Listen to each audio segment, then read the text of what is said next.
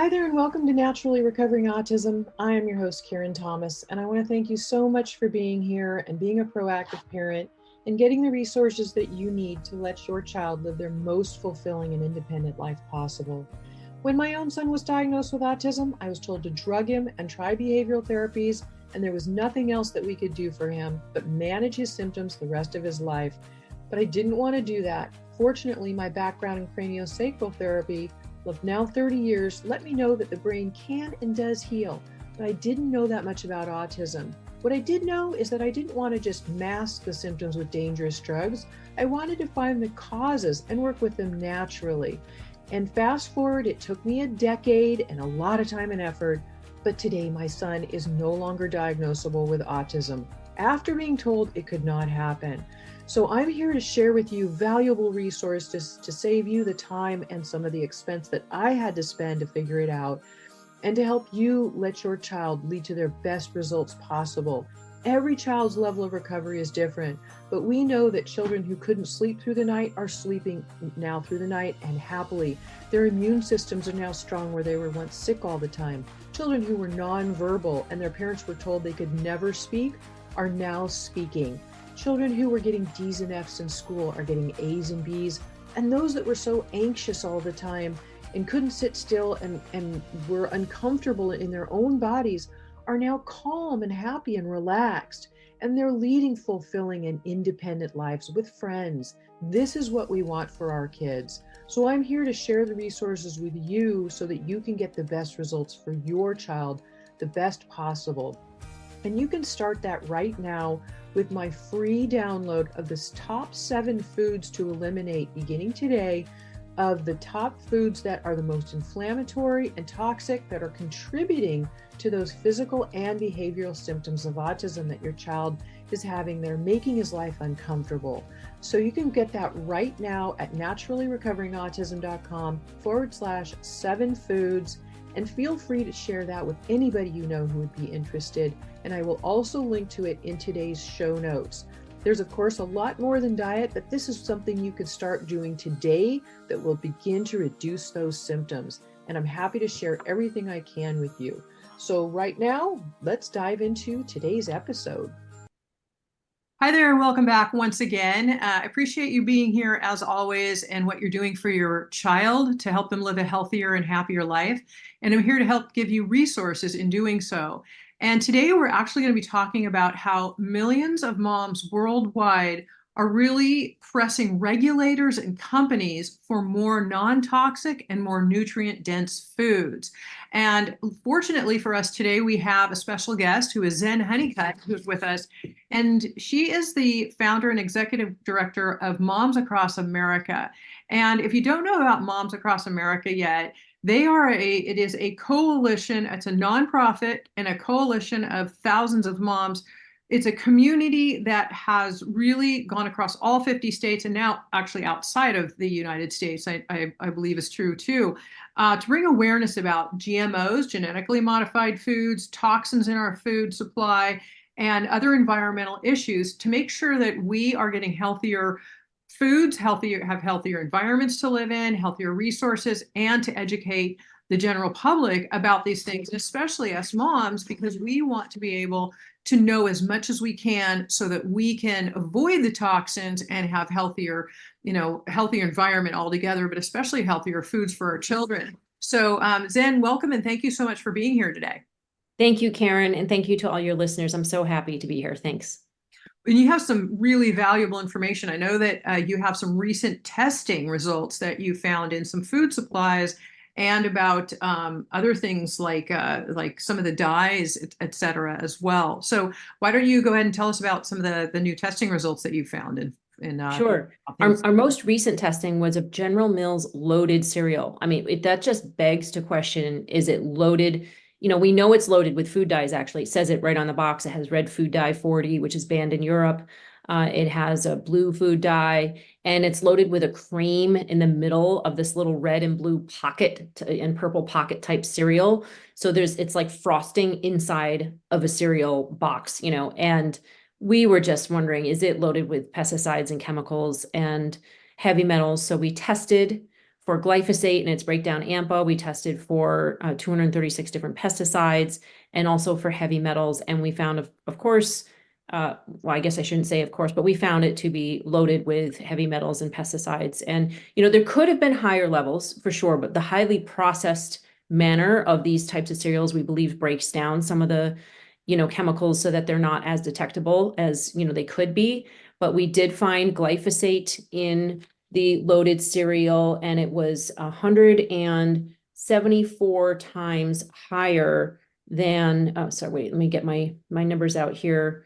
We had the glyphosate levels were 174 times higher than what has been shown to cause sex hormone changes and organ damage in animal studies when the animals consumed 0.1 parts per billion of glyphosate herbicide, and that was for about 2 years. These glyphosate levels were 15.83 and 17.47 in the 2 samples we tested. We also found levels of toxic heavy metals 200 to 400% higher than the EPA allows in drinking water. That was of cadmium and arsenic. And we found aluminum levels 1,650% higher than what the EPA allows in drinking water. We also found trace levels or higher of 8 pesticides detected in the Trix loaded cereal. One was a flupyrim 1, a fungicide that has been shown to cause endocrine disruption in humans and wildlife at very low levels. And the other one was piperonal butoxide, an ingredient that's used. It is found in other foods, to be sure, but it's also an ingredient shown, it's found in shampoo to facilitate the killing of lice. So it's like it facilitates other chemicals to be harmful, right? It doesn't kill by itself, but it facilitates the killing of different pests and herbicides. So, and pests and, so sorry, just different pests. So we're very concerned about the levels of these pesticides, herbicides, and heavy metals in Trix loaded cereal. It is concerning, and it's probably not just in Trix loaded cereal. This is just something that you happen to be researching specifically. I'm sure it's in a lot of foods. And I'm wondering too, how is this so possible? Glyphosate still not completely banned in the United States, banned in other countries, but they're still allowing it. I know that Moms Across America has done a lot to help get it banned. And if anybody listening isn't completely clear about glyphosate, it's in the weed killer called Roundup. It's very detrimental, sprayed on food crops, and then we eat it, or it's sprayed on grains that, animals that we eat, cattle and chickens, things like that.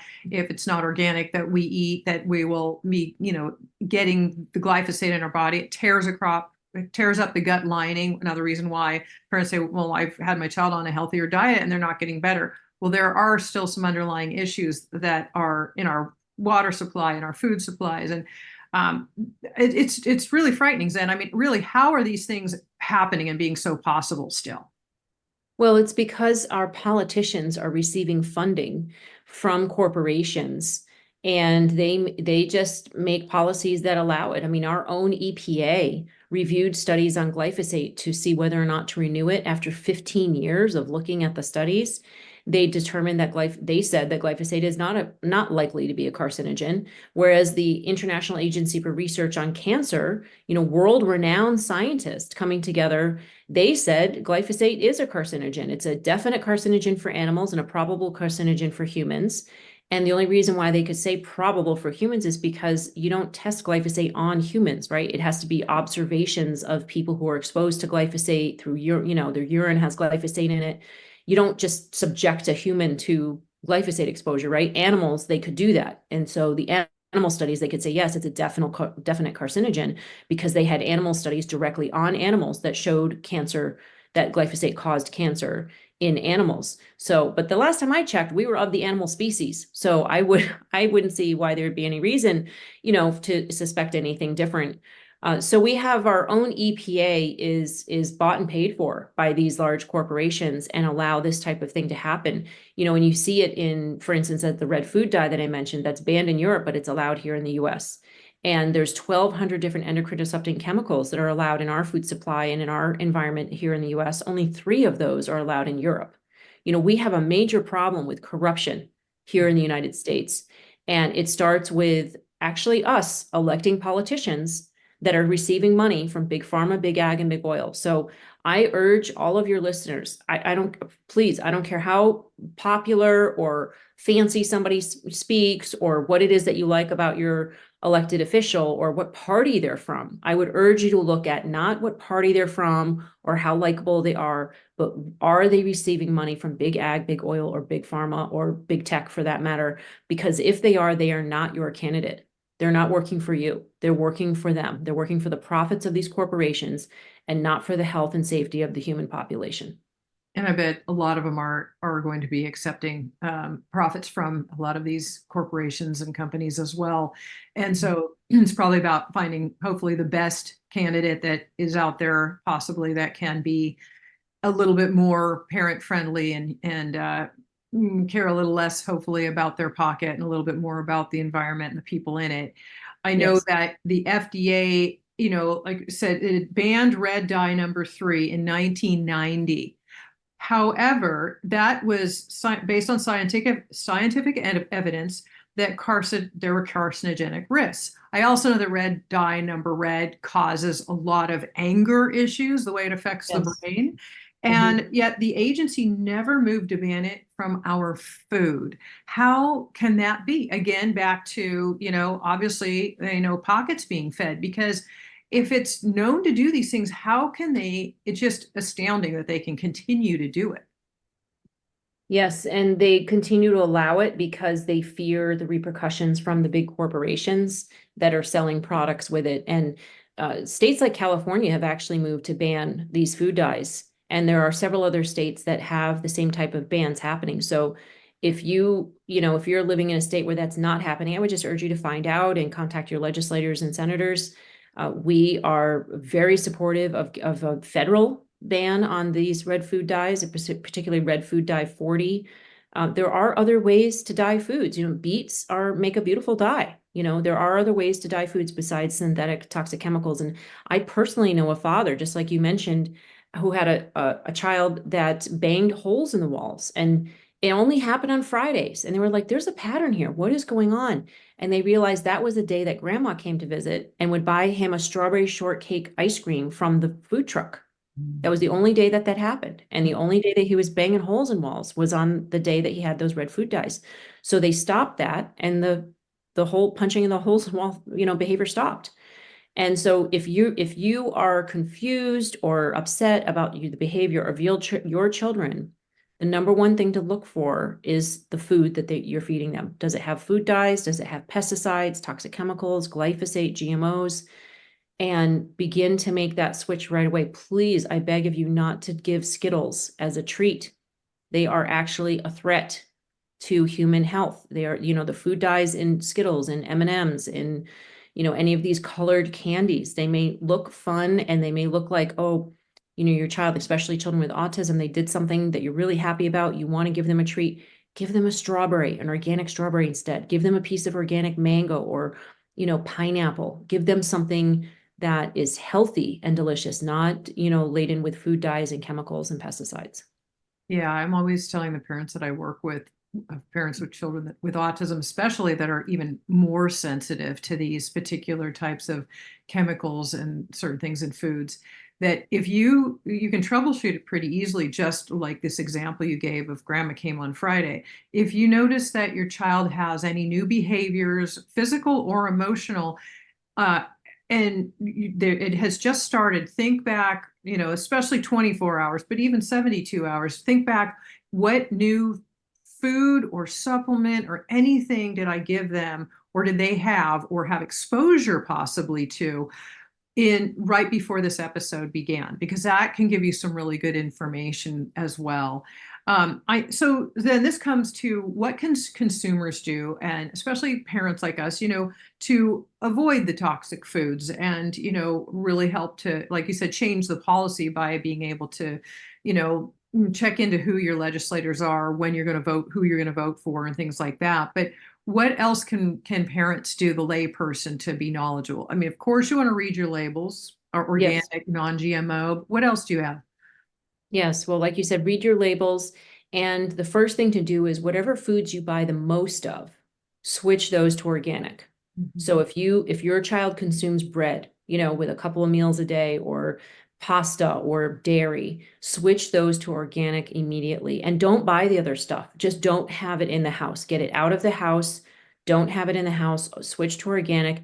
That's the type of food they're eating now. And if they scream and cry and kick and punch, I'm sorry, but you're in charge. You're the boss.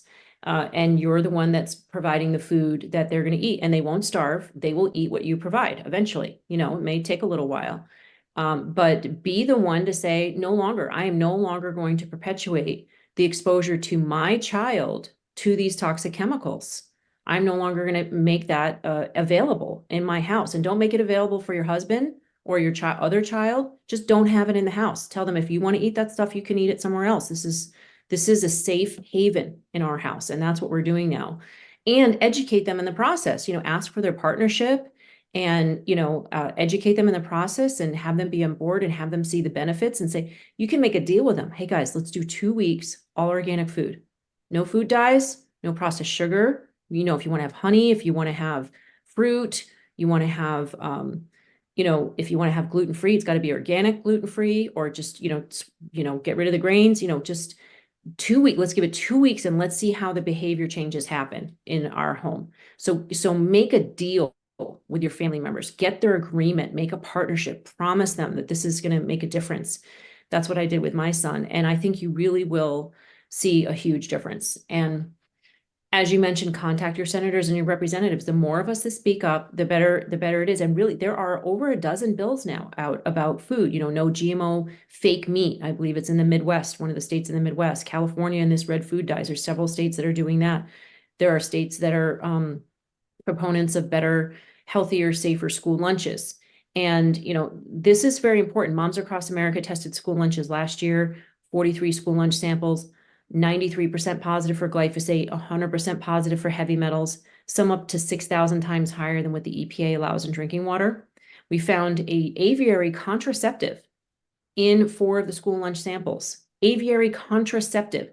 So this is an anti-parasitic that prevents cocciditis, or cocciditis, I think is what it's called, and it's a parasite, but they can't give it to egg-laying birds because it prevents them from laying eggs. They only give it to meat birds. And so that's why it was found in the chicken in 4 of the school lunch samples. We also found very low levels of minerals, and minerals and vitamins are essential for the prefrontal cortex. We'll talk more about that, and behavior. Then we tested fast foods this year, or it's actually 2023, but in this past year. And that we did that because fast food suppliers, we came to learn through speaking to the USDA and the School Nutrition Association, the fast food suppliers, companies, actually supply foods to the school lunches. They are some of the biggest suppliers, are fast food companies, like Del Taco and Domino's and Pizza Hut. Mm-hmm. And so we tested them, 42 samples, the top 20 plus 1 plus In-N-Out, and we found them to be 100% positive for glyphosate, 100% positive for heavy metals, some levels 1,000 times higher than what the EPA allows in drinking water.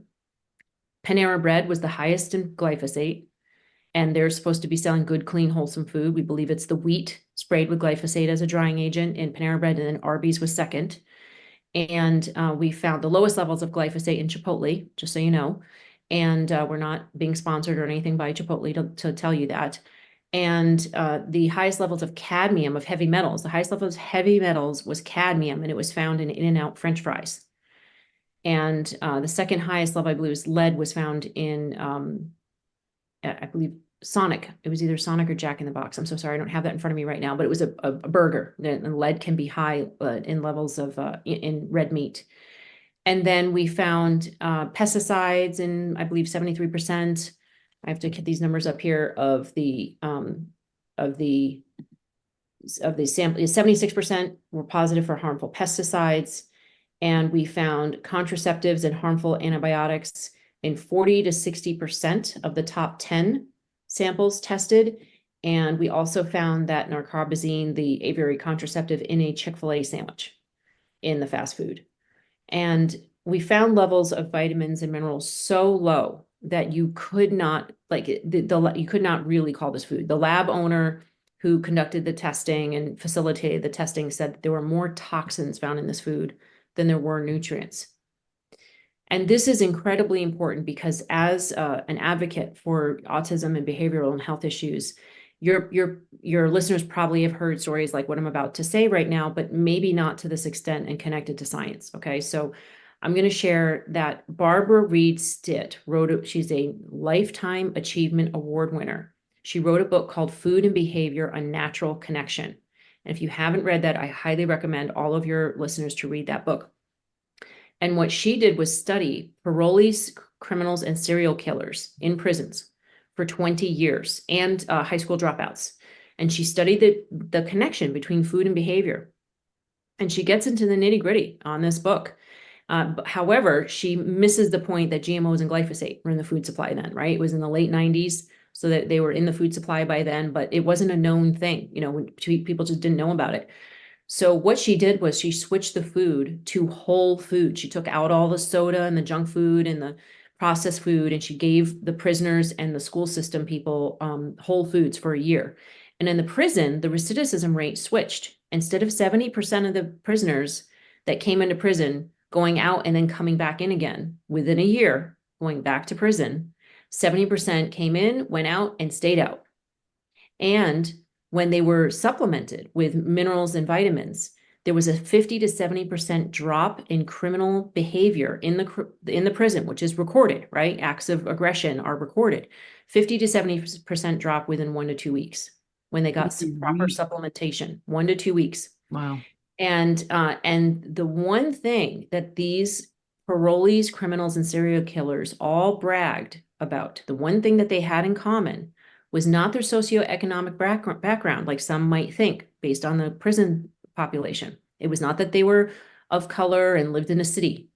That was not the one thing they had in common. The one thing that they all had in common was that they bragged that they lived on junk food.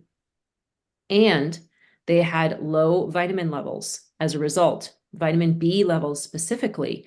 And vitamin B is essential to the development of the prefrontal cortex and good decision-making and, reducing violence. And this is demonstrated as, in that study I just said, the 50 to 70% drop, but also it's been demonstrated in animals. And so there's a story about a scientific study, actually, not a story. There's a scientific study out of the University of Strasbourg in Germany, where a farmer noticed a decline of the hamster population in his cornfield. He had a monocrop cornfield. We all know what that means. Most likely GMO sprayed with pesticides and heavy fertilizer use. And this cornfield, when the scientists came out to study why was there a decline in his hamster population, very caring farmer, I suppose, they saw that the soil was actually like sand, was devoid of nutrients. And the hamster decline was due to a very disturbing behavior. The mother hamsters were cannibalistic. They were eating their young on the first day of life. And when they tested those cannibalistic mother hamsters, they found that they were completely devoid of one vitamin, vitamin B3. And when they administered the vitamin B3, that cannibalistic behavior completely stopped. Wow. So should we really be looking at more gun laws to control criminal behavior in America, where criminals are not going to follow those gun laws, no matter what they are, the criminals are not going to follow those gun laws?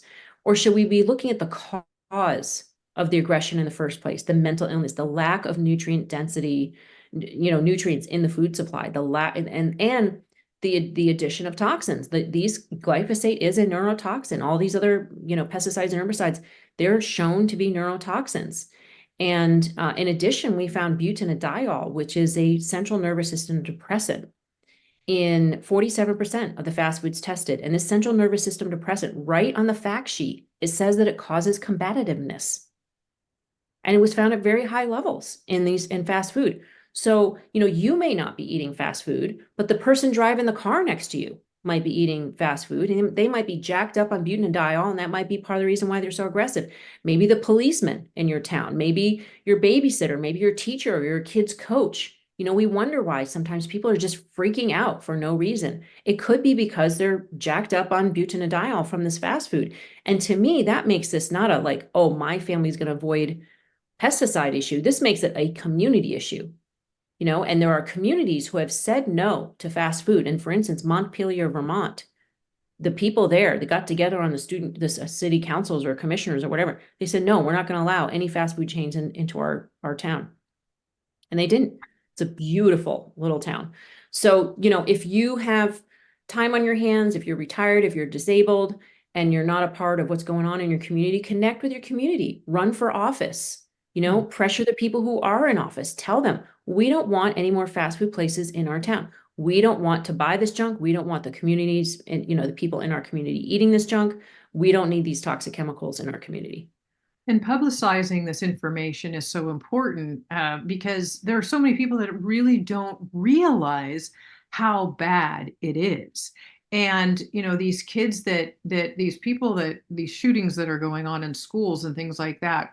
Well, these kids have been shown to be like ultra thin and be have been put on some psychotropic medications, all these other things, because I believe the same thing. It's like these lack of nutrients, and it's not just or the toxic load. And if everybody could just really eat a healthier diet and be more in control of what they eat. We also see teenagers are more apt, especially when they get their driver's license, they start hanging out with their buddies. They're more apt to maybe go out and start eating fast foods. Well, this can cause more of these aggressive and depression issues as they start to, become teenagers and young adults. So it's important to educate your children as they're growing up in your home as well, so that they can, I know that both my kids learned a lot because I've drilled these things into them their whole lives. But the more the more you'll take responsibility for it, and you realize that it does make a difference. And you can start feeling it in yourself, the changes, like the 2-week piece about, trying it in your home. Let's just everybody experiment for 2 weeks. Let's do this and see what changes you notice. And, that's a really great way to do it. I know that we talked about the lack of vitamins and nutrients in these foods. The mineral resources and the vitamins are so low that, our soil is so depleted as well, that supplementing has to be something healthy and natural. And one concern that I have found is fortified, like with B vitamins. When you see cereals like fortified with B vitamins, it sounds like it could be good, but it's not. It's actually, they're synthetic B vitamins, and they actually cause more damage in the long run. And when you look at, I've done episodes, on methyl B12, because we all know the methylation issue and which is a detoxification issue in children with autism, is a big deal.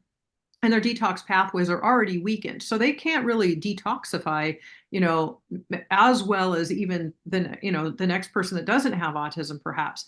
And so these accumulate in the body. And when you go to using any type of B12, there's methyl B12, which is the bioabsorbable and the type that you want to take. And then there's cyanico B12, cyanocobalamin, and that actually depletes the good methyl B12. So you have to really, we have to know a lot, really. But if you just start learning about just simplifying, I think the first step is to simplify, because we can start getting overwhelmed and confused. So by just really looking at, okay, I'm going to eat as organic as I possibly can. I'm going to get a really high quality water filter because my tap water is not safe. And doing your best with the foods that you're eating and the water you're drinking, and and we can all do some detoxification things daily that can help us as well. All of these things can make a huge, huge difference in our lives and in our children's. And keep educating your kids and other people around you, your friends and your family, other people that are willing to learn, because it can really do them a favor. There's so many people out there today getting Parkinson's and Alzheimer's at really young ages, and all of these other issues too that have a lot to do with our food supply and the toxicity in our environment. Right. Now, can I ask you, is methylfolate the same thing as B12 complex, or is it like together? It looks like they come together. You can get a B12 folate combo, and folate is actually very, very good, and people can have a better synthesis of it, which is nice. The one thing for children with autism that I always like to make sure I say whenever I talk about B12 is, because I have it in the second part of my program, even though usually everybody's deficient, is that when your methylation pathways are still, the detox pathways are still not working properly, if you start your child on methyl B12, try just a tiny bit of it at first. If they become hyperactive on it, which is the kind of the opposite of what they normally would be. The same for magnesium. If they become hyper on these things that would make them calm, then it means that they're not ready. Their body can't assimilate it quite yet. So you want to do a little bit more detox support and then try it again. Always start with a very, very smallest increment of anything new. And that way, watch your child for symptoms. If symptoms increase or get worse, that doesn't mean that necessarily is bad. It just means their body isn't ready for it yet. Okay. And the methylcobalamin is the one that we want to avoid? That's the one you want. Oh, that's when you want. Okay. Methyl B12. Just remember the M for methyl. If it's B12 that's cyanico, it's CYANO, cobalamin, cyanico, starts with a C. That's the one to avoid. Okay, got it. Yep, got it. Great. And how we're also, we're talking about farmers. Can they ensure a cleaner food supply? What can they do? Because there are, farmers that are trying. Yes, well, farmers can switch to regenerative organic farming. Usually they switch to regenerative first because they're still using some chemicals. They might still be tilling a little bit. There's a big transition to make with the tools, the machinery and the tractors and all that they use. But the end goal is regenerative organic farming, also known as biodynamic farming. There's a lot of similarities there. And this type of farming is different from organic farming in the sense that some organic farmers still use a lot of tilling, and they don't use cover crops the way that regenerative organic farming uses. And regenerative organic farming, so they use low to no tilling. They plant cover crops in between. They let Mother Nature sort of freeze dry the cover crop, and then they plant right in the cover crop. They have tools that they just put the plants right into. It's like a mulch, with for instance, say it's cereal rye that's used as a cover crop, and then they push it down, and then it becomes like a mulch, like hay over it, and then they plant into it so that they're not tilling up the soil, they're not releasing carbon, they're increasing the organic matter in the soil, which increases the nutrients. And in the process, they're not spraying glyphosate, right, as a drying agent or as a weed killer. They're not even needing to put in hardly any fertilizers because the soil is building up an organic matter from the breakdown of the cover crops, right? And the cover crops actually put in organic matter into the soil, like nitrogen and, different beans and chickpeas are often used as a cover crop. So, and in doing that, the farmers are actually getting more, they're producing more crops out of their land, right? By having a cover crop growing with producing something versus just bare soil and plastic sprayed, or soil sprayed with plastic, soil sprayed with pesticides. They're actually producing more crops and can sell more. And when they improve the quality of the soil, when they improve the organic matter in the soil, they also improve the absorption of water. And so that decreases the chances of crop loss, crop failure due to drought, which has been happening with the climate, becoming warmer in some areas, whatever the reason is for that. It's important to note that there are farms in the Midwest that have lost a lot of crops recently due to, higher temperatures, due to no water, due to crickets eating up the crops, just weird weather changes. And when you do regenerative organic farming, it makes your crop more resilient because the soil has higher organic matter, more nutrition, stronger crops, healthier crops. Less inputs means less expense too for the farmer, and more better absorption of water means, more resilience for that crop. So the regenerative organic farming movement is huge. First, it's regenerative. There's unfortunately even Bayer is saying, oh, let's move to, regenerative. Cargill, Pepsi, Coke, like all these, let's go to regenerative. But, just keep an eye on that. Yeah, keep an eye on that because their form of regenerative might still include the sale, the use of toxic chemicals. We are really advocating for a shift, a transition, into regenerative and then into regenerative organic. So it's not an either or for us. It's a and, you know what I mean? It's both. Like, yes, do that. Go into regenerative, but then make your way into regenerative organic, which we believe is a natural progression, right? If you're using cover crops to mulch the soil, you're not going to need the pesticides and and herbicides and the fertilizers. So eventually you'll segue away from those into regenerative organic. So and if they that's do what farmers can do. if they use cover crops, say chickpeas, because they used to be sprayed heavily with glyphosate, like say it's a crop that's used as a cover crop that has glyphosate, do they have to somehow ensure their cover crop is fully organic? How does that work for them?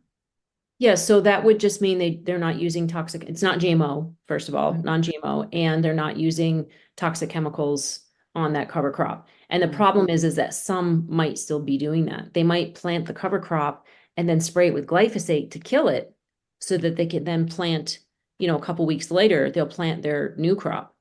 And so, that's what we're concerned about, is that the use of the word regenerative will be used to promote these products from these big companies that are not really doing the best job they could be doing. They could be not spraying these toxic chemicals. So we want regenerative organic. Right. So that's what I was going to ask. So it really, as long as it says organic, are we does it Regenerative say organic. Yes. regenerative organic, not just organic, but regenerative organic? Are they Yeah. all labeling themselves regenerative organic now? Some are Um, regenerative organic and some are saying just regenerative. So just want to be aware of that. Right, right. Yeah.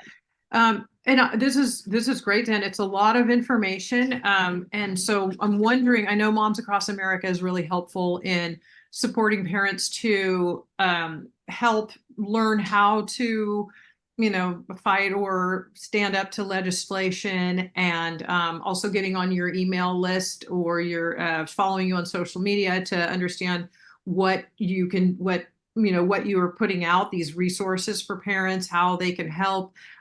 Learning more about it is really important. So, what are some of the resources that you want to share with all the parents listening for how they can gather resources for your help from your various places that you offer them? Well, we urge you to go to momsacrossamerica.org and click on connect and sign up for our newsletter. And in our newsletter, we give out action alerts. It's usually only a couple a month, but we will send out a couple of email, maybe 2 or 3 emails a week. And if there's more news, we will send out more. But we urge you to click on the link, especially on Monday, click on the email and join us for our Moms Connect calls on Monday nights. They may not be every Monday, but there are as many Mondays as I can muster with travel and holidays and things like that. And we really encourage people to come on and to connect with us, to talk with me in person, to connect with other volunteers from across the country and people who are interested in creating healthy communities. It's for mothers and others who want actions and solutions to create healthy communities. So we have dads, we have students, we have people from all across the country, sometimes from Japan, from around the world. So we urge you to come on there and get more information. And also, we just put out an article. I don't know if it's out right now, but it's going to be out pretty soon. If not, about no, our most recent one is right now is about breast milk and human milk and sharing that. But we have one coming out soon about the food dyes in highly processed foods, including Trix loaded cereal, and the dozen or so bills that are coming out across the country that are in support of a healthy food supply. So again, please do contact your senators and representatives and tell them we want a healthier food supply. We need no red food dyes. We want basically the same laws as Europe in regarding food dyes. It's just an easy way to think. Like our people deserve just as much safety as the people in Europe. And we want glyphosate banned. We want it first stopped as a drying agent. We do not want glyphosate being sprayed as a drying agent on crops. That would be the best way to reduce the consumption of glyphosate in the country, like the most effective way right now. And then eventually, of course, we want it banned. We don't want it used anywhere because it's so toxic to endangered species and humans and fish and wildlife and pollinators. I mean, it's just very devastating to life on this planet. They So were do what you supposed can. they were supposed to start banning it a year ago. They said next year, No, they no, they actually said that they would stop selling it in retail stores. So what I believe they did was they stopped shipping it to retail stores, but some retail stores were still selling it this past year. Like whatever they had left, it was still in the store. So retail stores, well, and we got Costco to stop selling it, I don't know, 2 or 3 years ago. But other stores, hardware stores, Lowe's, Home Depot, and that kind of thing, they're not supposed to be selling it at all now. I think, maybe whatever they have left, they're able to sell. Mm. But they're still, they're selling dicamba, 2,4-D, other toxic chemicals, glufosinate, Glufosinate is another one to look out for. It is killing dogs. Just heard another report from a mom today that her neighbors were using it, and 2 of their dogs died very quickly once they started using it. And so you can't just switch from one toxic chemical to another, folks. Is it a We've got to weed switch. killer? Is that? Yes. Okay. Yeah. We've got to switch to non-toxic or methods like steam or boiling water or mulch or hand pulling that are not toxic at all. You don't have to use a spray, I interviewed Dr. Stephanie Seneff some years ago on glyphosate, and we had a kind of an in-depth discussion, which I will link to in the show notes for this episode as well for our listeners. And also we talked about how what we've used in our yard is just even vinegar, white vinegar. Yeah. And then you can add like a tiny bit of salt if you don't ever want something to grow there for a long time again. I mean, there's soap. A little bit of soap is a surfactant. Little bit of soap. Yeah. Like a little squirt of soap. Yeah. It's very simple. We actually started educating our neighbors, and they changed, which was nice. People just need to learn. So I will put all of the resources for moms across America in the show notes, which will be at naturallyrecoveringautism.com/193, because this will be podcast episode 193. And that way, it's an easy link to take you to find the multiple resources for moms across America and their social media. You want to, get on their email list if you'd like some more ideas and knowledge about everything that we've been talking about. And Zen, thank you so much for what you have done, what you have created with Moms Across America. It's really, really impressive, and so helpful that you've taken this on to do this, because it is so important. So thank you so much. Thank you, Karen. Thank you for the opportunity to share with your listeners. And thank you to your listeners for listening to this difficult information. It sounds very overwhelming. It's not what we want to hear. I understand you want to be able to stop at a fast food place. You want to be able to let your kid eat the school lunches. It's just so much more convenient. And I promise you, what we're doing is not just to ruin your day and to, make you feel guilty and bad mom if you ever do these things. It's to expose the truth of what's going on in the food supply so that we can then do something about it. Like Maya Angelou says, once you know better, you do better. But right now, a lot of people don't know better. They don't actually know what's in the food supply because the FDA and the EPA are not doing their jobs. So we moms are testing, and we're testing for, pesticides, food dyes. I mean, well, actually, we didn't test for food dyes. We just, we're sharing about them being in there. But pesticides, glyphosate, toxic chemicals, heavy metals, vitamins, minerals, all of that. So if you want to donate to Moms Across America and make sure that we can continue testing, we also strongly encourage you to do that. It goes a long way. I'm telling you, all of our team members, which we have a very small team, we're all wearing like 6 hats. So, moms, we get things done. So we really encourage you to be monthly donors, $10, $20, $30, $40, whatever you can. It makes a huge difference for us. And I appreciate you having me on and being able to share about this. That we can transform the food industry together, and we are on our way. It's happening. Yeah, read your labels, learn all you can. Education is absolutely the key. Yes. The more you learn, then the more you can make better choices, because you want to make educated choices. Yes. And that's really how it all comes down to it. I mean, as moms, we care so much about our kids. Sometimes for me, it moved me into the autism movement. I wanted to get my son better because I was told to drug him and try behavioral therapies, and I was like, "What? No, there's got to be other answers." So, education is so important, and it can really make a huge difference in the lives of our family and those we love. So, again, Zen, thank you so much for being here, all you're doing, and greatly appreciate your work. Great. Thank you, Karen. Have a great day. Thanks, you too.